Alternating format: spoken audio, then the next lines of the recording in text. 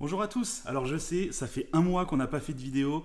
Alors je vous ferai une autre vidéo pour vous expliquer. Il n'y a rien de grave, mais il y a eu quelques changements dans ma vie. Et du coup, je vais vous expliquer tout ça dans une autre vidéo.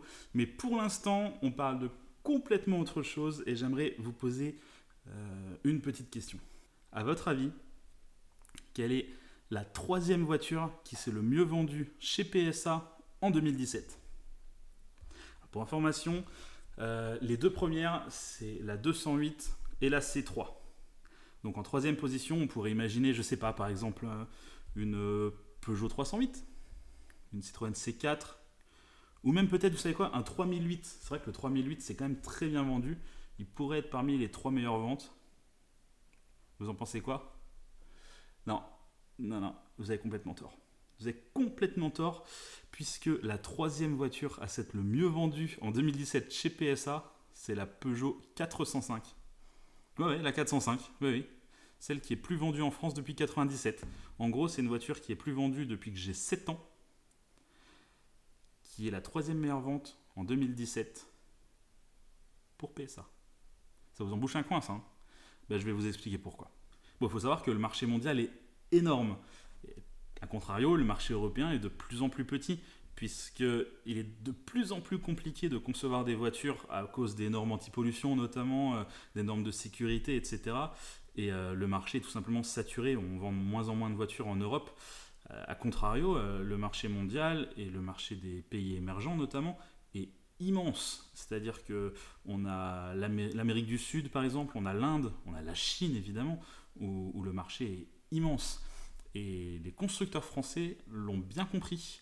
Et du coup, ils sont en train de concevoir des modèles exclusivement pour ces marchés. Et forcément, on ne nous tient pas au courant puisque ça n'a aucun intérêt, hein. Le mec lambda qui s'intéresse un tout petit peu à l'automobile n'a pas à savoir que par exemple en Amérique du Sud, on vend une Renault à 4 000 euros. Parce que sinon, on va aller en France dans les concessions Renault et on va dire bah moi je veux ma Renault à 4 000 euros. Mais par contre, moi dans cette vidéo, je vais vous parler de toutes ces voitures construites exclusivement pour ces marchés. Allez, c'est parti. Bon, je vais commencer par vous parler de forcément la Peugeot 405, hein. C'est celle que j'ai. C'est celle avec laquelle j'ai commencé cette vidéo. Alors il faut savoir que la Peugeot 405 n'est plus produite et commercialisée en France depuis 1997. Par contre, en Iran, elle n'a jamais arrêté d'être produite. C'est-à-dire que dans les années 90, l'Iran a fait une sorte de contrat avec Peugeot qui lui permet de vendre la 405 qui, chez eux, en fait, ils l'appellent la Pars. Mais en gros, c'est vraiment une 405 sous la marque Peugeot et Iran Khodro. Alors, ils se sont même payé le luxe au fil des années de créer des restylages complètement indépendants à Peugeot, hein, en s'inspirant mais du style Peugeot en cours. C'est-à-dire qu'on a notamment cette version de la 405 qui s'inspire quand même énormément de la Peugeot 406. Et d'ailleurs, on a un arrière qui ressemble beaucoup à une Peugeot E36. Alors j'imagine qu'il n'y a pas eu que de l'inspiration chez Peugeot. L'histoire de la Peugeot Pars date un peu, mais il y a plein de projets qui se sont menés, même il y a juste quelques années en arrière. Bon, Renault a un certain historique de la voiture bon marché, notamment par rapport à la marque Dacia qu'ils ont lancée il y a 13 ans, qui est à la base une marque roumaine, hein, qui a été rachetée et qui est maintenant distribuée énormément en Europe. D'ailleurs, petite parenthèse, il faut savoir que dans les pays en voie de développement, la marque Dacia n'existe pas. On y vend des Renault Logan, des Renault Sandero, on va même jusqu'à vendre des Renault Sandero RS. Ouais, la Sandero RS existe. Elle est vendue uniquement en Amérique du Sud, hein, notamment en Argentine. Niveau motorisation, on est sur un 2 litres 145 chevaux accouplé à une boîte 6 vitesses manuelle. C'est une vraie petite GTI à l'ancienne finalement, hein. On vend ça pour l'équivalent d'à peu près 16 000 de nos euros européens. Bon, en fait, si je vous parle de Renault low cost, c'est pour vous parler de la Renault Kwid. Alors ici, on est sur du vrai low cost, hein. On parle d'une voiture neuve à moins de 4 000 euros, comme je vous en parlais dans l'introduction. À ce prix-là, c'est déjà un best-seller. Notamment en Inde, où la Kwid représente 80% du volume de vente pour Renault. Par contre, impossible de l'avoir sur nos routes européennes. À ce prix-là, les équipements de sécurité sont pratiquement inexistants, les normes de pollution sont très loin d'être respectées. Disons que pour le prix de base, vous n'avez même pas l'ABS. C'est pourtant un équipement qui est obligatoire en France depuis 2004. C'est fort dommage car Renault a annoncé qu'en 2019, ils allaient sortir une version de la Kwid un peu rehaussée, la Outsider, avec son look baroudeur et ses petites ponctuelles de couleurs. Je suis sûr qu'elle aurait fait fureur en France. Bon, autant la Kwid marche très bien sur certains marchés, je pense notamment le Brésil, l'Inde, l'Afrique du Sud même. Par contre en Chine, c'est un flop total. Alors il faut comprendre qu'en Chine, il est assez important d'avoir une voiture statutaire, c'est-à-dire une grosse berline en 3 volumes. C'est l'idéal pour les Chinois, ça montre, ça montre qu'on a de l'argent, ça montre qu'on s'en sort. Et ça, PSA l'a très bien compris, parce que PSA est actuellement en train de développer énormément la marque DS. Autant, quand on va sur le site français de DS, on tombe sur très peu de modèles. D'ailleurs, on tombe sur 4 modèles, mais il n'y en a plus que 2 qui sont encore produits. On a la DS3 et la DS7 qui sont encore produites. La DS4 et la DS5, la production s'est arrêtée en juin. C'est-à-dire qu'actuellement, si vous allez chez DS pour commander une voiture neuve et que vous voulez absolument la personnaliser, ce sera uniquement une DS3 ou une DS7. DS4 et DS5, c'est fini. On arrête la production. Par contre, si vous allez sur le site chinois de DS, là, vous allez découvrir des tas de modèles dont vous n'avez jamais entendu parler. Allez, on y va. Alors, comme je vous le disais, la gamme DS est bien plus étendue. Bon, bien sûr, ils ont accès à la DS7, c'est la même que nous, mais également à une DS6.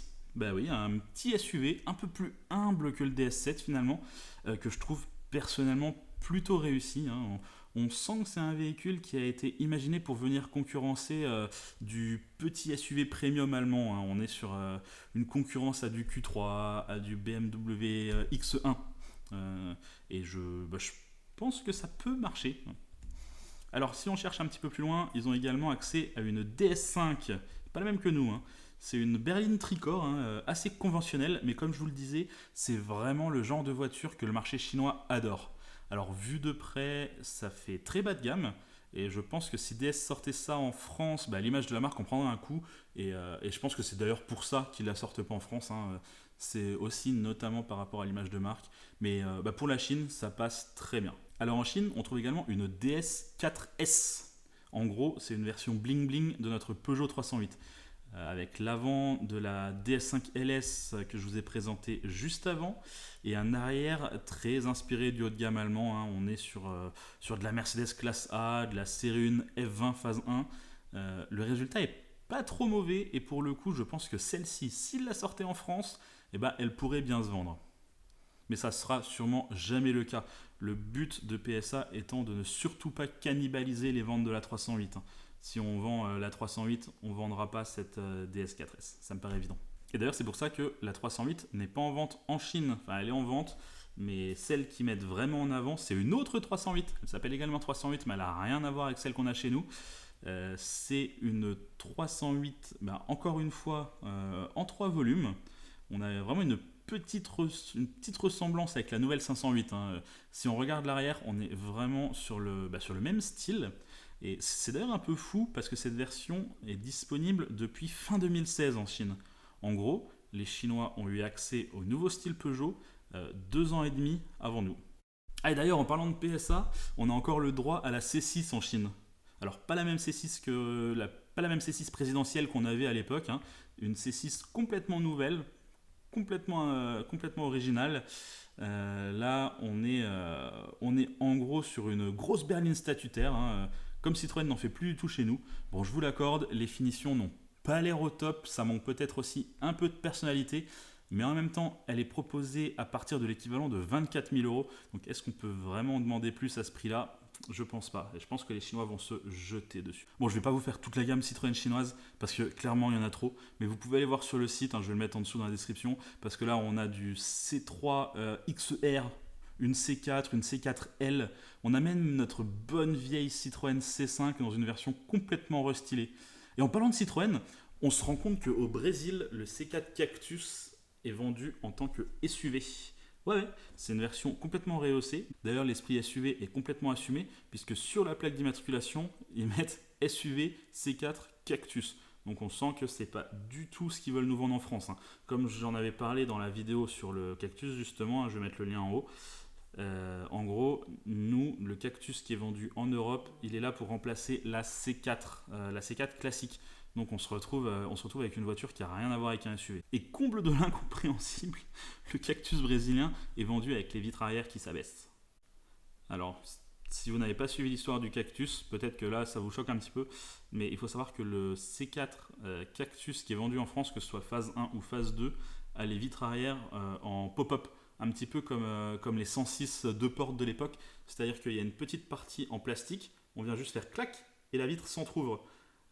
C'est ce qu'on vend encore en 2018 chez Citroën. Pas au Brésil. Au Brésil, sur leur C4, enfin sur leur SUV C4 Cactus, les vitres arrière descendent de façon conventionnelle. Pourquoi eux ont le droit à ça et pas nous? Je sais pas vous le dire.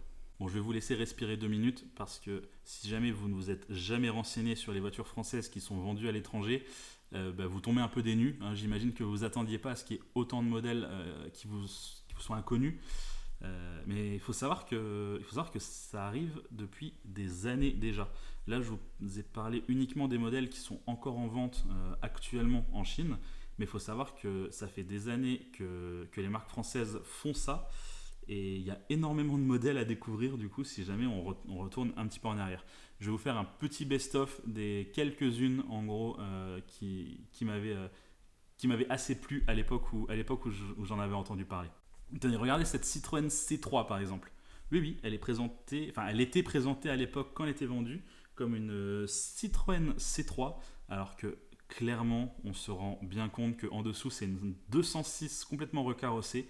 Hein, la 206, si je me souviens bien, n'était pas vendue en Chine, et du coup ils avaient décidé de la vendre en tant que Citroën C3. Alors cette C3 est sortie après la fin de vie de la 206. Il faut savoir que là on est à peu près au moment où la 207 la 207 était en milieu de vie. Ils ont sorti ça en Chine.